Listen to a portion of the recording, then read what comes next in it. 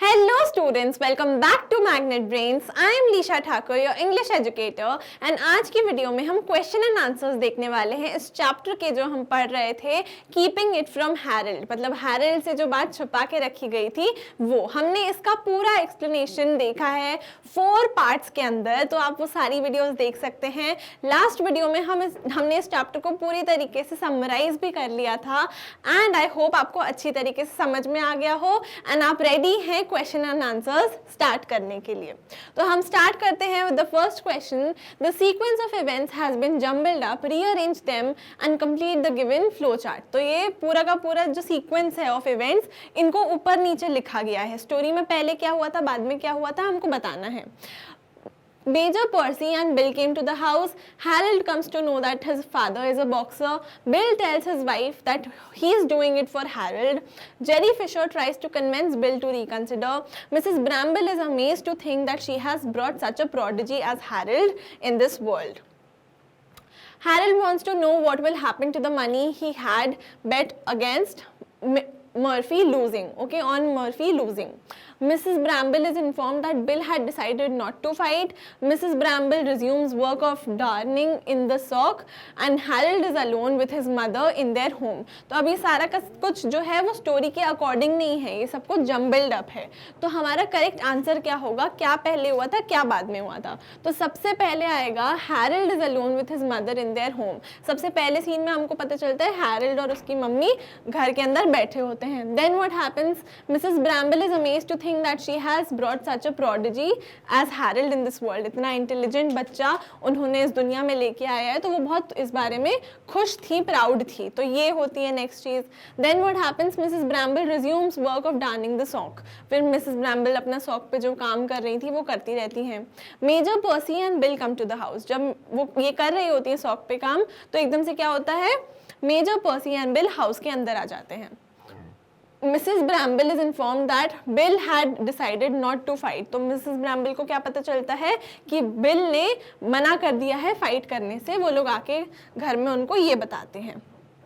Then Bill tells his wife that he is doing it for Harold। किस लिए वो fight नहीं करेगा, बिकॉज ऑफ हैरल्ड, ये उसको बताते हैं। Jerry Fisher tries to convince Bill to reconsider. फिर जेरी फिशर जो उनके कोच होते हैं वो आ जाते हैं और बोलते हैं बिल को कि तुम ऐसा मत करो, फाइट मत छोड़ो, तुम अपनी फाइट लड़ो, एंड उसको रिकंसिडर करने की कोशिश कराते हैं। Harold comes to know that his father is a boxer. फिर क्या होता है, हैरल्ड को पता लग जाता है कि उसके जो फादर हैं वो एक बॉक्सर हैं। एंड लास्ट में Harald wants to know what will happen to the money he had bet on Murphy losing। तो हैरल्ड पूछता है अपने फादर से कि अरे अगर आप लड़ोगे नहीं तो क्या होगा, मेरी जो बेट मैंने लगाई है अगेंस्ट मर्फी कि मैं मर्फी हार जाएगा, मैंने ऐसा कहा है अपने दोस्त से, मैंने शर्त लगाई है, बेट लगाई है। और वो पूछता है कि अगर आप नहीं लड़ोगे तो हमको आंसर कैसे मिलेगा इस बात का। ओके, देन नेक्स्ट क्वेश्चन देखते हैं। Based on your reading of the story answer the following questions. Correct option हमको चूज करना है। Mrs Bramble was a proud woman because. वो प्राउड वुमन क्यों थी Mrs ब्रैम्बल?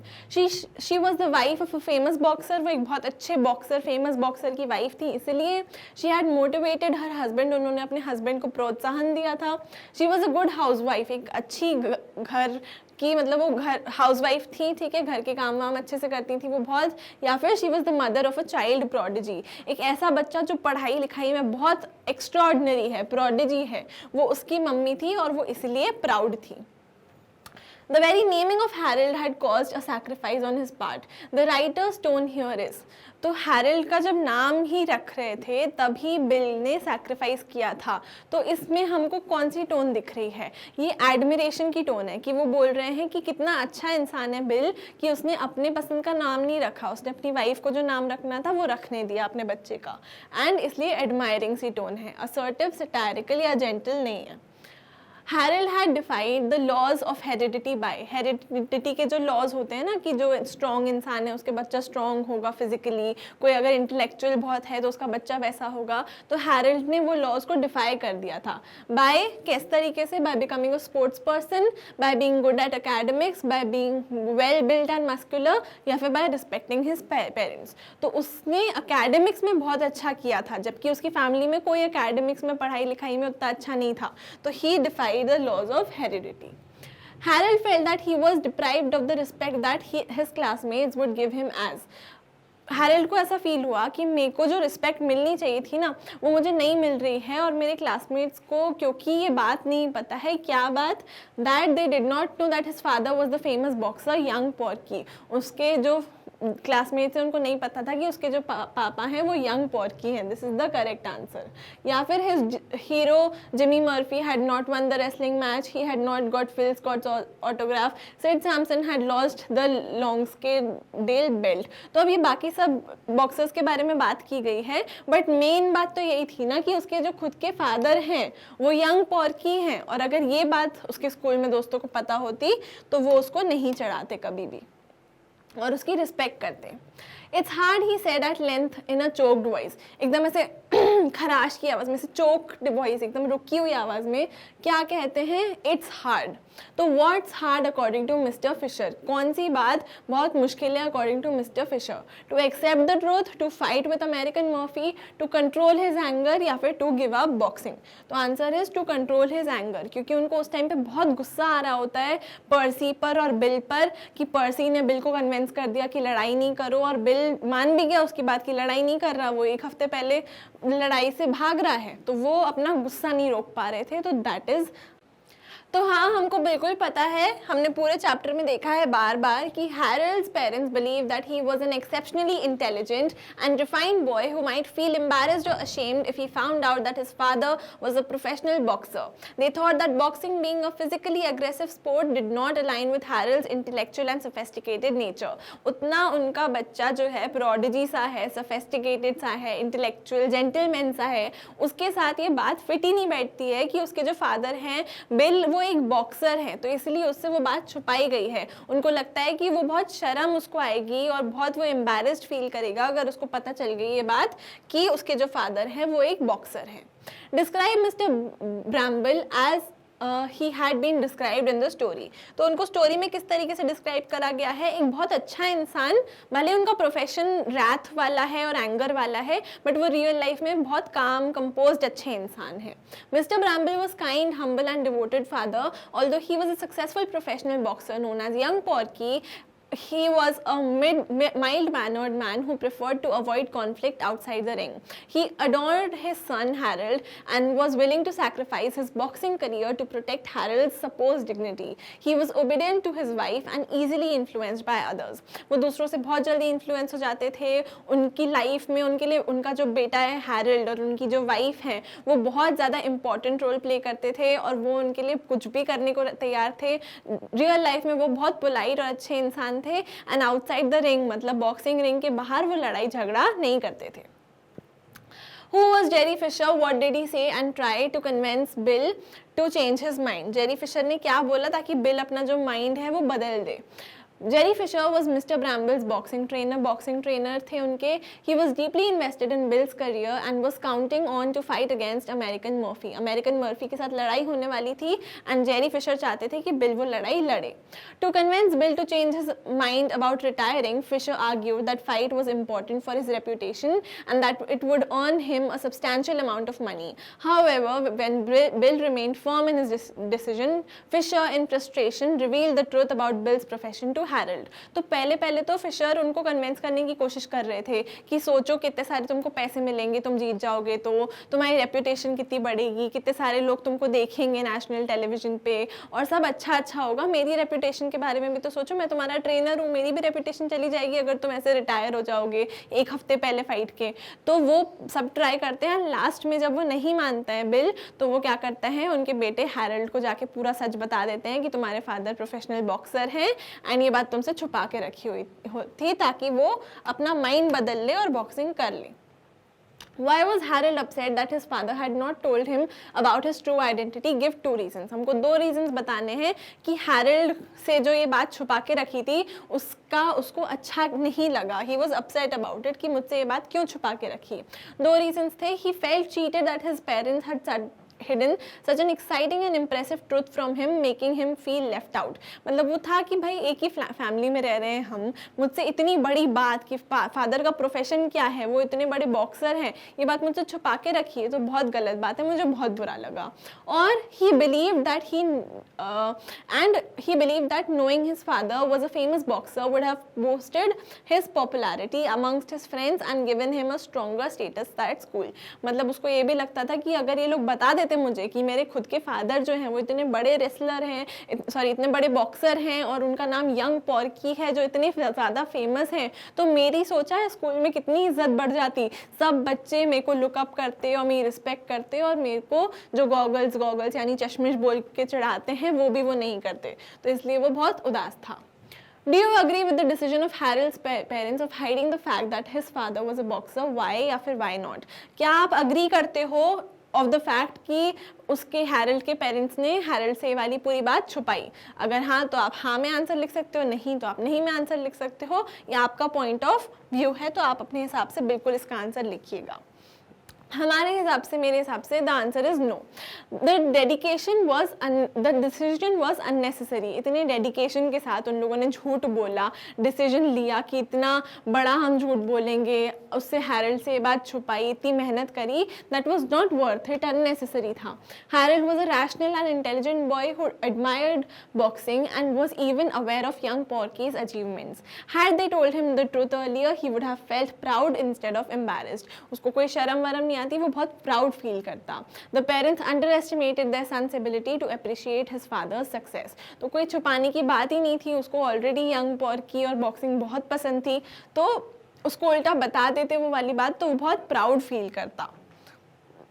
Why did Mr. Bramble decide at the last minute not to fight with American Murphy at the National Sporting Club? एकदम last minute पे जाके, जो बार बार chapter में बोलते हैं ना at the 11th hour, last minute पे जाके डिसाइड क्यों किया बिल ने कि मैं लड़ाई नहीं लड़ूंगा? Mr. Bramble decided to quit boxing because he believed that Harold would be ashamed if his school friends found out about his father's profession. He was willing to sacrifice his career and earnings for the sake of his son's social image. वो नहीं चाहता था कि उनका जो बच्चा है, जो इतना prodigy बच्चा है, इतना इंटेलिजेंट, इतना इंटेलेक्चुअल बच्चा है, वो बहुत ashamed फील करेगा. वो ये तक बोला था उन्होंने चैप्टर में कि वो शर्म से मर जाएगा अगर उसको पता चल गया कि उसके जो फादर हैं वो एक बॉक्सर हैं. तो इसलिए वो उसको नहीं बताना चाहते थे. उनको लगता था उसकी पूरी सोशल इमेज खराब हो जाएगी और वो बच्चे को बिल्कुल अच्छी नहीं लगेगी ये बात. There are times when truth must be sacrificed. Do you agree? Why या फिर why not? कुछ ऐसे समय होते हैं जब हमको ट्रुथ को छोड़ना पड़ता है, सैक्रिफाइस करना पड़ता है, तो हमको आंसर करना है कि ऐसा सही है कि why या why not. ठीक है, तो it depends on the situation. अब हर सिचुएशन अलग होती है. अगर हम इस स्टोरी की बात करें तो it was completely unnecessary. In some cases, hiding the truth can protect someone's emotions or prevent unnecessary trouble. अगर आपकी मम्मी आके आपसे पूछती हैं कि बेटा खाना कैसा बना आज, कैसा लगा, अगर उसमें थोड़ा नमक कम भी था या कुछ अच्छा नहीं भी लगा आपको, अगर आप मम्मी को बोल दोगे मम्मी बहुत अच्छा था, टेस्टी खाना था, तो बहुत ही अच्छा वाला झूठ है, क्योंकि इसमें क्या किया आपने, मम्मी की जो फीलिंग्स हैं उनको प्रोटेक्ट करा. ठीक है, तो इसमें सच को थोड़ा सा छुपा लेना is not such a bad thing, जहाँ पे आप किसी के इमोशंस को बचा रहे हो ताकि वो अननेसेसरी ट्रबल में, अननेसेसरी उनको बुरा नहीं लगे. ठीक है, लेकिन इस स्टोरी के अंदर Mr Bramble's case the truth should have not been sacrificed. इस टाइम पे ट्रूथ को छुपाने की कोई ज़रूरत नहीं थी, because Harold was mature enough to appreciate his father's career. Keeping it a secret only caused unnecessary misunderstanding. उनको छुपाने की कोई ज़रूरत नहीं थी. इस केस में ट्रूथ वो बता देते अपने बेटे को, तो वो बहुत प्राउड फील करता. Don't judge a book by its cover. Discuss with reference to Mr. Bramble's personality. एक बुक को बोलते हैं ना, कवर से नहीं जज करना चाहिए. तो हमको ये बताना है मिस्टर ब्रैम्बल की पर्सनैलिटी पे ये कैसे अप्लाई होता था. ऐसे अप्लाई होता था कि हमको पता है कि वो यंग पॉर्की थे, एक वो बहुत बड़े बॉक्सर थे, मतलब बहुत एंगर वाला प्रोफेशन होता है बॉक्सिंग, वायलेंट सा, लेकिन रियल लाइफ में वो बहुत एक काम कंपोज अच्छे से इंसान थे. तो ये कॉन्ट्रास्ट दिखाता है कि हमको किसी को सिर्फ एक बार देख के जज नहीं करना चाहिए, इसलिए we should never judge a book by its cover. Mr. Bramble, despite being a professional boxer, was a gentle and mild-mannered person. He was not aggressive outside the ring and preferred peaceful life. People often associate boxing with rough and tough individuals, but Mr. Bramble's personality showed that one profession does not always define their true character. अगर किसी का कोई profession है जो जैसे mister ब्रैम्बल का था जिसमें बहुत ज़्यादा वायलेंस है, तो इसका ये मतलब नहीं कि वो पूरा इंसान ही वायलेंट है, वो एक्चुअल में बहुत एक पीसफुल और काम इंसान थे. Now answer in detail देखते हैं. Did Harold react the way his parents expected him to find out about his father's true profession? Give reasons for your answer. Parents ने क्या expect किया था कि Harold एकदम ashamed feel करेगा, लेकिन Harold ने actual में कैसा react किया, वो बहुत proud था इस बात से कि उसके father boxer हैं. तो यही हमको बताना है कि no, Harold's reaction was completely opposite to his parents' expectation. जो उन्हें parents ने सोचा था उससे बिल्कुल opposite reaction था Harold का. Instead of being embarrassed, he was excited and proud to learn that his father was the famous young Porky. He felt disappointed that his parents had hidden such an impressive fact from him, as he could have used this information to boost his social status among his friends. His reaction showed that his parents had misjudged him. उनका reaction बताता है कि parents ने पूरी तरह से अपने बच्चे को misjudge किया था. उनके बच्चे को actual में Harold को boxing बहुत पसंद थी और उसको boxing के बारे में बहुत सारी knowledge थी, and वो बहुत proud फील कर रहा था जब उसको पता चला कि उसके फादर एक्चुअल में इतने फेमस और अच्छे बॉक्सर हैं, young Porky.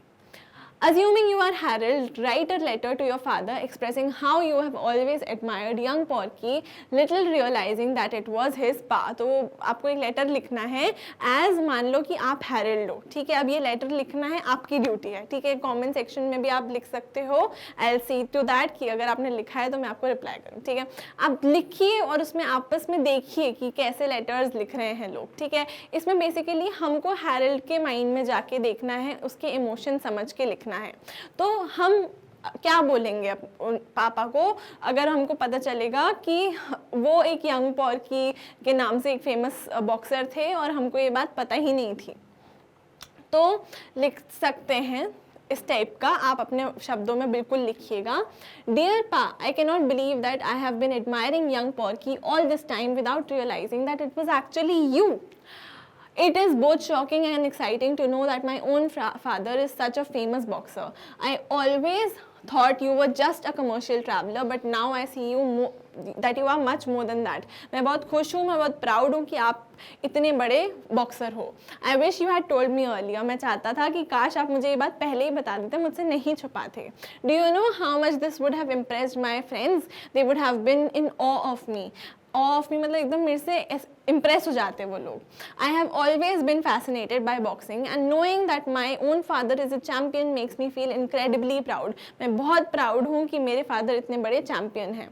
I hope you don't quit boxing just yet. I would love to see you in the ring fighting and winning like the great Porky that everyone admires. तो Harold बोलता है मैं चाहता हूँ please आप पापा boxing मत छोड़िए, मैं चाहता हूँ कि मैं आपको खुद से आके रिंग में देखूँ लड़ते हुए और फाइट करते हुए और जीतते हुए. विथ लव लास्ट में लिख रहे हैं लेटर के एंड करते हुए Harald. We often go to preconceived notions which are usually baseless. Preconceived notions मतलब कुछ हमने मनगढ़ंत चीज़ें अपने दिमाग में बिठा के रखी होती हैं कि ये चीज़ ऐसी ही होती है, जैसे इन लोगों ने बिठा के रखा था कि हैरल्ड का रिएक्शन अशेम्ड ही होगा, ठीक है. विच आर यूजुअली बेसलेस मतलब उनका यूजुअली कोई बेस कोई रीज़न नहीं होता है. Do you think that this was the case with Mrs and Mr Bramble? Give reasons for your answer. तो बिल्कुल हाँ, yes, Mr and Mrs Bramble's believe that Harold would be ashamed of his father's profession was based on a false assumption. They thought that because Harold was academically inclined मतलब वो पढ़ाई में बहुत अच्छा था, he would look down upon boxing. Harold को बिल्कुल पसंद नहीं आएगा कि बॉक्सिंग जैसी चीज़ें, और उसको बिल्कुल पसंद ही नहीं होगा boxing. However, Harold had his own perspective and interests, and he was actually a fan of boxing. लेकिन रियलिटी में उनका एकदम बेसलेस ये थॉट था, क्योंकि एक्चुअल में तो हैरल्ड को बॉक्सिंग बहुत पसंद थी, वो बहुत एडमायर करता था बॉक्सर्स को, ठीक है. The fear of embarrassment was completely unnecessary and based on stereotypes rather than actual facts. Stereotypes मतलब ऐसे बना देते हैं ना चीज़ें कि अरे मतलब if कोई अगर लड़की है तो वो रोती है, या फिर अगर कोई लड़का है तो वो रो नहीं सकता. ये बिल्कुल फालतू बेसलेस स्टीरियोटाइप है. कोई भी आपका जेंडर हो, आप बिल्कुल रो भी सकते हो और आप स्ट्रॉन्ग भी हो सकते हो. जब आपका जो सिचुएशन है आपको वैसा रहना चाहिए. ठीक है, एक मॉरल लेसन भी हो गया बीच में. बट द थिंग इज कि स्टीरियोटाइप कर दिया था उनने कि अगर उनका बच्चा इंटेलिजेंट है तो उसका मतलब उसको बॉक्सिंग बिल्कुल नहीं पसंद होगी. तो ऐसा स्टीरियोटाइप गलत है, बेसलेस है बिल्कुल. एक्चुअल फैक्ट्स के ऊपर बेस नहीं है वो, एंड कम्प्लीटली बेसलेस है. तो ऐसे अननेसेसरी से उनने दिमाग में अजम्पशंस बना लिए और स्टीरियोटाइप्स बना लिए, और जिसकी वजह से उनने इतना बड़ा झूठ बोला हैरल्ड से, और उससे 10 साल तक ये बात छुपाई कि उसके फादर इतने फेमस बॉक्सर हैं. तो ये कम्प्लीटली यूजलेस, बेसलेस उनका जो बिलीव था वो था. Imagine you are Bill Bramble, write a diary entry expressing how life changed you after your son's birth and how you feel currently after the truth about your profession has been revealed soon. अब फिर से imagine करो, अपने जो imagination के पर्दे हैं उनको खोल लीजिए. ठीक है, एंड सोचो कि आप बिल ब्रैम्बल हो, आप the famous boxer young Porky के नाम से जाने जाते हुए बिल ब्रैम्बल हो. अब आपको बताना है कि आपकी लाइफ किस प्रकार से चेंज हो गई आफ्टर आपकी लाइफ में आपके बेटे हैरल्ड की एंट्री हुई. ठीक है, तो उसके बारे में हमको बेसिकली लिखना है, एक डायरी एंट्री करनी है. And how do you feel currently about your profession. अपने बेटे को रिलेटेड अब आपके बेटे को पता चल गया कि आपका असली प्रोफेशन बॉक्सिंग का है, तो अब आपको कैसा फील होता है, बेसिकली उसके ऊपर डायरी एंट्री लिखनी है. तो basically life is of surprises, life of surprises आप एंट्री का हेडिंग दे सकते हो, बट जनरली मतलब दे सकते हो और डेट लिख सकते हो, जो भी. ठीक है. Dear diary, life has been full of surprises since Harold was born. The moment I saw him, I promised myself that I would do whatever it took to give him a better life. जैसा कि fathers और parents करते हैं, उनको लगता है कि ये बच्चा अब लाइफ में आ गया है तो इससे इम्पोर्टेंट लाइफ में कुछ नहीं है, इसको मैं सब दे दूंगा, जो भी मेरा है वो तेरा है, इस टाइप का उनका इमोशन था यहाँ पे. That is why even though I loved boxing, I always worried that my profession might embarrass him. Even though मुझे बॉक्सिंग करना बहुत पसंद था, पर मुझे हमेशा लगता था कि जो बेटा है हैरल्ड है उसको बहुत ज़्यादा बुरा लगेगा, वो शर्म आएगी उसको कि उसके फादर बॉक्सर हैं. I was ready to leave the ring for the good just to protect his dignity. सिर्फ हैरल्ड को की डिग्निटी को बचाने के लिए, कि उसको एम्बेरस नहीं होना पड़े, मैं ना अपना जो फील्ड है, प्रोफेशन है बॉक्सिंग का, वो छोड़ने वाला था. But today everything changed. Harold found out the truth, not in a way I wanted, but unexpectedly. मैं नहीं चाहता था हैरल्ड को पता चले, but गलती से unexpectedly हैरल्ड को पता चल जाता है. And to my absolute surprise, he was thrilled. मैं एकदम सरप्राइज हो गया कि हैरल्ड इस बात से खुश है. He was proud of me. वो कोई ashamed नहीं था, उसको embarrassment नहीं हो रही थी. ठीक है, वो दुखी नहीं था. He was proud. वो बहुत खुश था कि उसके father young Porky हैं. Instead of being ashamed, he was excited that I was young Porky. I had spent years worrying over nothing. इतने साल से मैं फालतू का टेंशन स्ट्रेस ले रहा था कि हैरल्ड से छुपा के रखनी है बात. हैरल्ड तो खुश है. Looking back, I wonder if I made a mistake hiding my profession from him. Maybe if I had been honest earlier, we could have shared this bond sooner. But all is well now. I feel relieved. Harold is proud of me and that's all that matters. Bill Bramble यानी कि young Porky. ठीक है, तो वो कहते हैं कि मैं सोचता हूँ कि मुझे शायद छुपानी ही नहीं चाहिए थी हैरल्ड से ये बात, उसको पहले ही सच्चाई बता देनी चाहिए थी, तो हमारा कितना अच्छा बॉन्ड हो जाता ओवर द ईयर्स.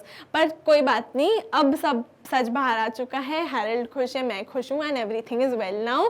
एंड वो साइन लास्ट में क्या लिखते हैं, बिल ब्रैम्बल, और लास्ट में यंग पॉर्की लिखते हैं, क्योंकि वो अब प्राउड हैं अपने आप को बताने के लिए. उनको कोई डर नहीं है कि किसी को पता चल जाएगा हैरल्ड को कि वो यंग पॉर्की हैं. अब वो खुशी से आराम से लिख सकते हैं अपने दोनों. ओके, नेक्स्ट क्वेश्चन देखते हैं. Choose extracts from the story that illustrate the characters of the people that are in it. तो मिसेस ब्रैम्बल ने जैसे कहा था, Bill we must keep it from Harold. तो इस लाइन से हमको क्या समझ में आता है कि उनका किस टाइप का नेचर था. She was not an honest and open with her son, she was a concern mother. वो एक ऐसी इंसान नहीं थी जो बहुत ऑनेस्ट थी अपने सन के साथ. वो अपने सन से काफ़ी सारी चीज़ें छुपा के रखती थी, एंड वो बहुत कंसर्न थी अपने सन को लेके. नेक्स्ट हमको बताना है, मिस्टर ब्रैम्बल ने जब पैरा 33 में कहा the scales have fallen from his eyes, तो हमको क्या पता चलता है उससे कि mister ब्रैम्बल he had seen the logic behind not going ahead with the fight and he is also a concerned father. ठीक है, तो वो अब इसलिए फाइट नहीं लड़ने वाले हैं. My dear sir, there was a crooning willingness in Percy's voice. तो इससे क्या पता चलता है कि जो crooning willingness है पर्सी की आवाज़ के अंदर, उससे पता चलता है he was a manipulative and trying to influence Bill and show him down and on Jerry Fisher. ठीक है, जेरी फिशर का नेक्स्ट लाइन है Tommy said Mr. Fisher ignoring them all. You think your pa's a commercial pilot. He ain't. तो वो क्या बता रहे हैं, जो ये लाइन जब टॉमी करके उन्होंने हैरल्ड को एड्रेस किया और बोला कि तुमको लगता है कि तुम्हारे फादर कमर्शियल हैं, वो एक कमर्शियल ट्रैवलर नहीं है, वो नहीं है. तो वो उसने जब उनको ये बात बताई तो उनके बारे में हमको क्या पता चलता है, that he was desperate to see Bill back into his fight and was telling what the truth was to Harold. तो वो चाहते थे कि बिल जो हैरल्ड से ये बात छुपाने के चक्कर में लड़ नहीं रहा है, मैं ही हैरल्ड को ये बात बता देता हूँ ताकि बस बिल वापस से फाइट पे आ जाए. तो that is why they did that. Now we have a listening task. Okay, बहुत ही ज़्यादा इंटरेस्टिंग सी चीज़ है, थोड़ा सा लेंदी रहता है बट इंटरेस्टिंग होता है. बेसिकली करना क्या है इसमें कि मैं आपको एक एक्सट्रैक्ट पढ़ के सुनाऊंगी, जो इस केस में it is about the legendary WWE wrestler Kane to Chris Carl of IGN. The student should made to be listened to this interview and the teacher या student will read out it in the class. तो आपकी ये class activity है वैसे, but हम इसको करने वाले हैं. मैं रीड करने वाली हूँ 2 पेजेस को जिसमें बातचीत हो रही है किसके बीच में, केन के बीच में और क्रिस के बीच में. तो उन दोनों के बीच की जो बातचीत है वो मैं आपको पढ़ के सुनाऊंगी. बेसिकली ये पॉइंट है कि आप की लिसनिंग स्किल्स इससे बढ़नी चाहिए. आप सुनोगे मेरी बात को, मैं काफ़ी फास्ट बोलने वाली हूँ, ठीक है. तो आप वो फास्ट जो मैं कॉन्वर्जेशन बोलूँगी आप वो सुनोगे एंड उसके बेसिस पे हम क्वेश्चन आंसर्स करेंगे. आपको आंसर करने हैं क्वेश्चंस सुन के. बेसिकली आपको ध्यान देख के पढ़ना नहीं है, बहुत टाइम आपको नहीं मिलेगा. मैं बहुत फास्ट पढ़ूंगी, आप ध्यान से सुनेंगे एंड उसके बाद आंसर करेंगे क्वेश्चंस को जितना आपको याद रहा जो मैंने बोला उससे, ठीक है. तो हम देखते हैं. सबसे पहला मैं आपको पढ़ के सुनाती हूँ, एकदम कंसंट्रेशन के साथ सुनो. पहले वीडियो 1 सेकंड के लिए पॉज कर लीजिए आप, ठीक है, पानी पी के आ जाओ और फिर उसके बाद ध्यान से सुनना इस पूरे लिसनिंग टास्क को. Chris, do you spend any of your free time playing Xbox Live? Kane, not so much online because I live in an area where I don't get broadband, I get satellite. I used to play Halo 2 and Ghost Recon online quite a bit. What other games do you play? Right now I'm playing THQ's Raw vs SmackDown 2006, our game on PSP. I'm not actually playing it all that much console stuff because I have been made quite road a little bit. Do you always play yourself? तो केन बोलता है yeah. Chris, are you going to WrestleMania? Kane, oh yeah. Chris, do you know who are you going to face? Kane, not yet. Seems to be back in the day, there used to be a lot of tag teams, especially back in the 80s. It seems like they've fallen out.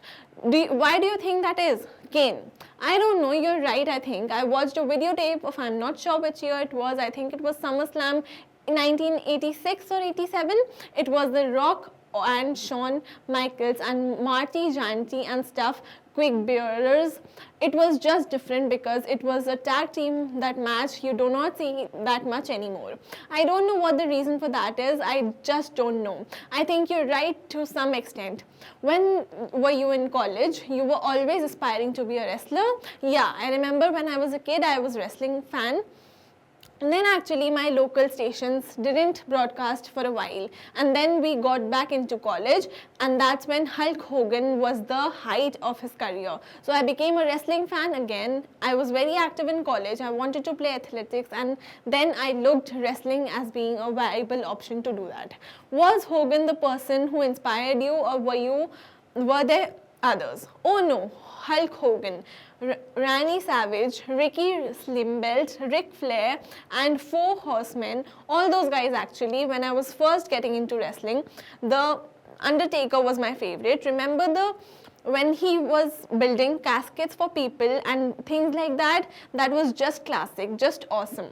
Did that play any role in your being cast in Half Brother? No, I didn't, but I did think that it played a role in the success that I've had, especially the way that I was introduced to the Undertaker's brother and all that, because I could not relate to that.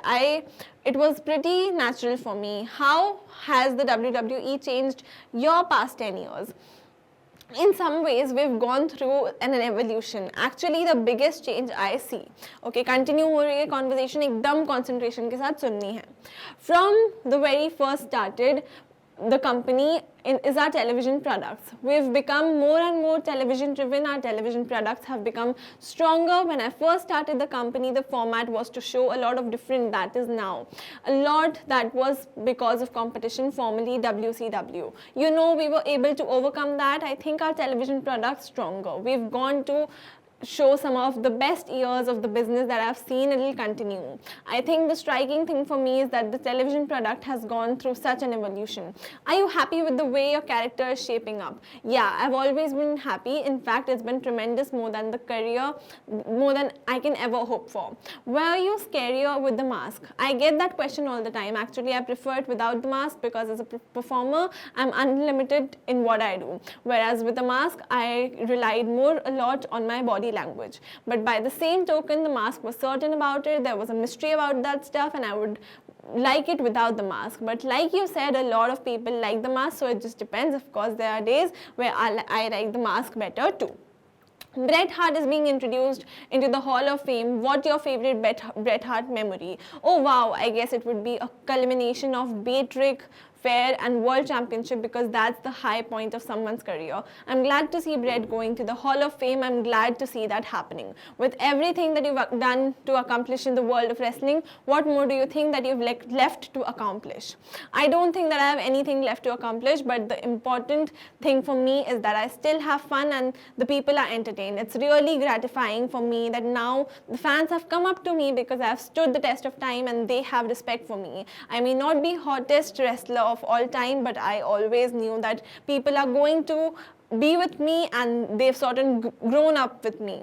So I don't necessarily know that they've got a whole lot to accomplish, but I am still enjoying myself and I am still entertaining the people, which to me is something basically you need to accomplish every night. So I need to do this. हर एक पूरा का पूरा conversation I think आपने अच्छे से सुनी होगी. एक मिनट फिर से pause कर लीजिए वीडियो, एक बार recall करिए जो सुना, क्या समझ में आया. उन लोगों ने बात करी being a रेसलर के बारे में, कैसी चैलेंजेस होते हैं और क्या एक मतलब होता है, किसी को मास्क पहनना पसंद है, किसी को मास्क पहनना नहीं पसंद है, किस टाइप की लाइफ होती है रेसलर्स की. इनका कॉन्वर्जेशन आई थिंक आपने अच्छे से सुना होगा. अब हम इसके बेसिस पर जो क्वेश्चन आंसर्स हैं वो देखें. ओके तो अब हम इसके बेसिस पे क्वेश्चन आंसर्स देखते हैं. फर्स्ट क्वेश्चन है हमारा, what were the video games that Ken liked playing earlier and which games did he enjoy later. तो केन ने बताया है हमारी कॉन्वर्जेशन में, Ken earlier played Halo 2 and Ghost Recon, later he played THQ's Raw and SmackDown in 2006.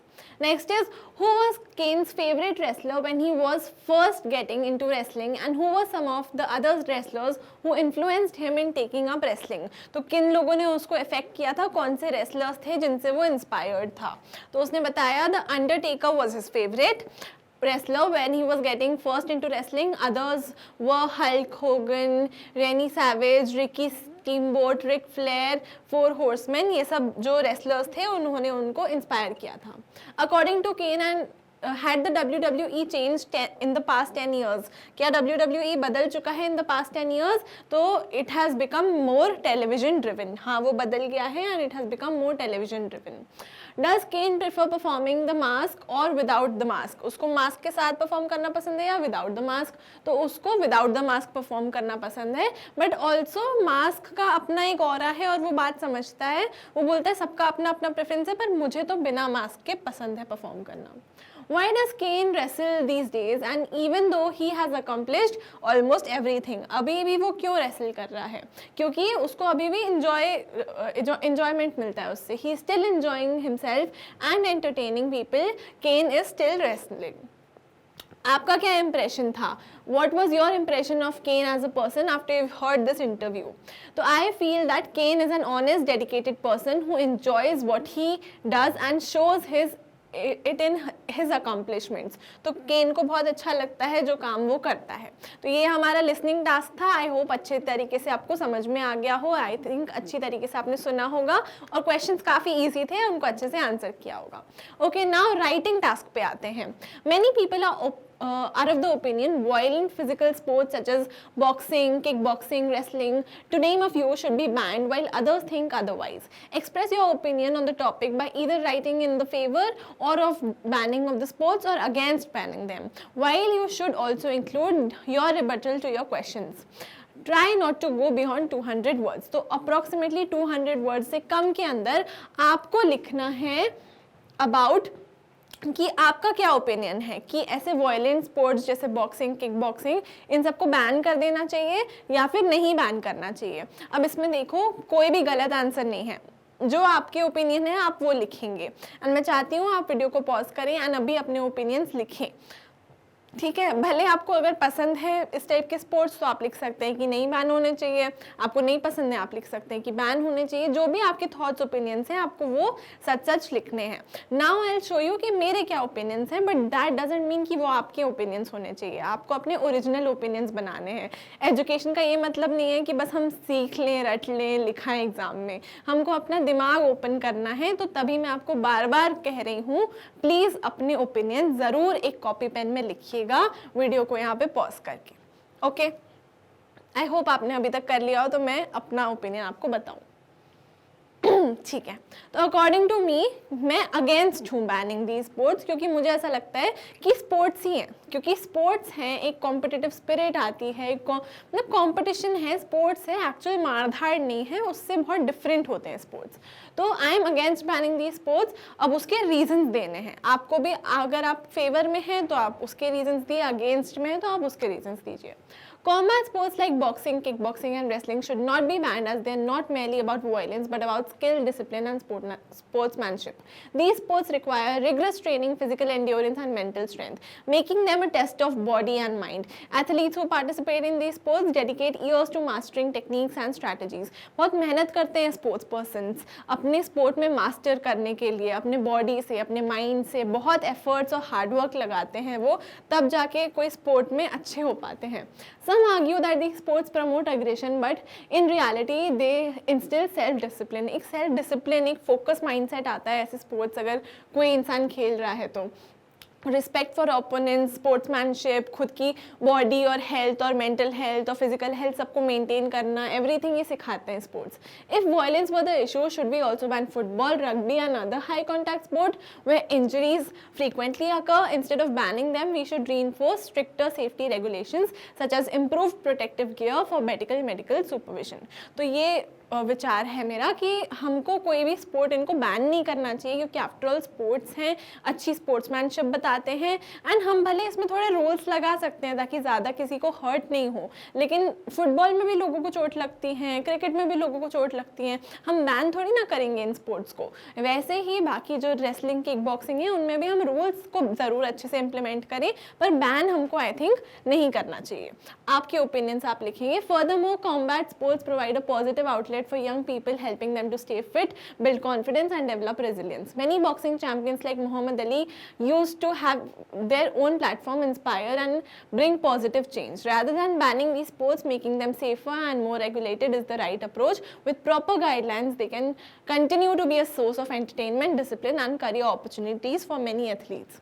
ठीक है, बहुत सारे लोग को इससे career opportunities मिलेंगी और काफ़ी अच्छे भी पार्ट प्ले करते हैं sports in health, mental health, physical health, everything.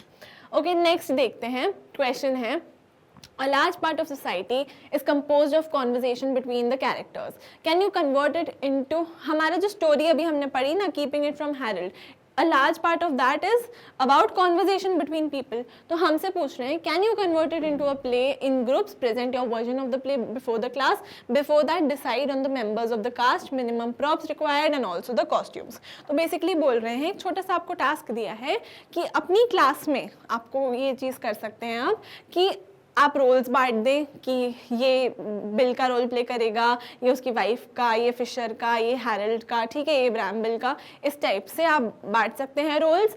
And साथ साथ में आपको बताना है कास्ट कौन होगी, प्रॉप्स क्या क्या यूज़ होंगे, सीन्स क्या क्या होंगे। बेसिकली हमने जो चैप्टर पढ़ा उसको एक प्ले में कन्वर्ट करना है। तो किस तरीके से करेंगे चलिए देखते हैं। सबसे पहले हम नाम देंगे प्ले का, keeping it from Harold, a play adaptation. Cast क्या होगी, नरेटर होगा, मिस्टर बिल ब्रैम्बल होंगे, मिसेस जेन ब्रैम्बल होंगी, हैरल्ड ब्रैम्बल होंगे, पर्सी स्टोक्स होंगे और जेरी फिशर होंगे। और उन सबके कैरेक्टरिस्टिक्स लिखे हैं कि बिल जेंटल और डिवोटेड फादर है, नरेटर जो है वो सीन्स को समझाएगा, मिसेस जेन एक बहुत अच्छी मदर है, केयरिंग मदर है, हैरल्ड एक बहुत हाईली इंटेलिजेंट प्रोडिजी टाइप का बच्चा है, वेल मैनर्ड, पर्सी स्टोक्स एक सेल्फ इम्पॉर्टेंट और नोजी से इंसान रिलेटिव है उनके, यानी कि मिसेस ब्रैम्बल के भाई हैं। एंड जेरी फिशर जो है वो फ्रस्ट्रेटेड बॉक्सिंग ट्रेनर है, क्योंकि वो ट्रेन कर रहे थे इतने टाइम से बिल को, बट बिल अब नहीं लड़ रहा था तो वो फ्रस्ट्रेट भी हो गए थे। अब प्रॉप्स बताएंगे हम कि क्या क्या रिक्वायर्ड रहेंगे। तो बेसिकली एक स्मॉल टेबल और चेयर रिक्वायर्ड होंगी ताकि मिसेस ब्रैम्बल का होम की सेटिंग बनाई जा सके। बॉक्सिंग ग्लव्स चाहिए होंगे मिस्टर ब्रैम्बल के लिए, एक न्यूज़पेपर चाहिए रहेगा हैरल्ड के लिए, and a whistle for Jerry Fisher. जब वो कोच एंटर करता है तो उसके गले में एक विसल होगी तो अच्छा लगेगा, दिखेगा कि हाँ वो कोच है। तो ये सब प्रॉप्स चाहिए, कॉस्ट्यूम्स चाहिए, मिस्टर ब्रैम्बल की एक लूज ट्राउज़र, वेस्ट, बॉक्सिंग रोब, ये सब ना हम माइंड से बनाना है, आपको प्ले में अपनी क्रिएटिविटी डालनी है, ठीक है। मिसेस ब्रैम्बल एक सिंपल ड्रेस पहनी हुई है एप्रन के साथ, क्योंकि हमको बताया वो एक हाउसवाइफ हैं। हैरल्ड एक स्कूल यूनिफॉर्म में है, नीट शर्ट, टाई ट्राउजर्स। पर्सी स्टोक्स एक फॉर्मल सूट और हैट में है, एंड जेरी फिशर एक रफ ट्रेनर्स आउटफिट, एकदम लोवर टी शर्ट ट्रेनर का जो आउटफिट हो उसमें है। सीन ब्रेकडाउन हम करेंगे उसके बाद प्ले बनाने के लिए कि सबसे पहला द सीक्रेट प्लान, की सीक्रेट की तरह छुपा के रखा है, discussing keeping his profession a secret from Harold. Next scene में होगा पर्सी स्टोक्स का सजेशन कि he arrives an instance that Harold must know the truth, ठीक है। और उसके बाद जेरी फिशर आएगा, frustrated by Bill's decision to quit boxing accidentally reveals the truth to Harold. एक बिग रिवील हो जाता है, हैरल्ड से जो सच्चाई छुपी होती है इतने 10 साल से वो उसको बता दी जाती है। एंड हैरल्ड्स अनएक्सपेक्टेड रिएक्शन, क्या होता है सब लोग एकदम ऐसे हो जाते हैं कि अरे क्या हो गया, हैरल्ड को पता चल गया, बट हैरल्ड सबको गैदर कर लेता है, उनको बोलता है कि रिलैक्स, मतलब ऐसे उसका रिएक्शन ऐसा होता है कि मेरे को फ़र्क नहीं पड़ता, मैं एम्बैरेस्ड अशेम्ड नहीं हूँ, बल्कि मैं तो प्राउड हूँ कि मेरे फादर यंग पॉर्की हैं। And instead of being ashamed, he is thrilled to learn that his father is young Porky. तो हैरल्ड का अनएक्सपेक्टेड रिएक्शन होता है। ओके तो इस हिसाब से हमने इस जो चैप्टर है उसको एक प्ले में भी कन्वर्ट कर दिया, क्योंकि क्वेश्चन ने हमको बोला तो we can apply our creativity and answer any question. मैं कहूँगी एग्जाम हो, चाहे टेस्ट हो, चाहे यूनिट टेस्ट हो, चाहे क्लास एक्टिविटी हो, आप उसमें पार्टिसिपेट करा करिए, ठीक है। अपनी इमेजिनेशन से जो आप आंसर्स बनाएंगे that are the best answers, okay, ठीक है। अपनी क्रिएटिविटी को यूज़ करना हमको सीखना है। ये कुछ पास्ट क्वेश्चन मैं करा रही थी तो मुझे ऐसा फील हुआ कि मैं आपको बताऊँ, तो आई टोल्ड यू, ठीक है। अभी हमने क्वेश्चन आंसर्स कर लिए इस चैप्टर के। नेक्स्ट वीडियो में हम इसके एमसीक्यूज देखने वाले हैं, तो उसमें भी जरूर आइएगा, वो भी जरूर देखिएगा। And I would like to tell you कि मैग्नेट ब्रेन्स पे आपको free and very high quality education मिल जाती है, तो डू चेक आउट www.magnetbrains.com। यहाँ पे आपको सारे क्लासेस के, सारे सब्जेक्ट्स के, सारे चैप्टर्स फॉर फ्री मिल जाएंगे, सारे लेक्चर्स, उनके नोट्स, एवरीथिंग। एंड इस वीडियो के नीचे डिस्क्रिप्शन बॉक्स में आपको इस लेक्चर के जो नोट्स हैं वो मिल जाएंगे, तो do check that out as well. Video अच्छी लगी हो तो एक लाइक तो बनता है, एंड चैनल को सब्सक्राइब कर दीजिएगा और अपने दोस्तों के साथ शेयर कर दीजिएगा। कुछ भी डाउट हो तो कमेंट कर सकते हैं आप, आपके लिए कमेंट सेक्शन बिल्कुल खुला हुआ है। And I will see you guys in the next video, जहाँ पे हम एमसीक्यूज करेंगे इस चैप्टर के। Until then keep learning and bye bye.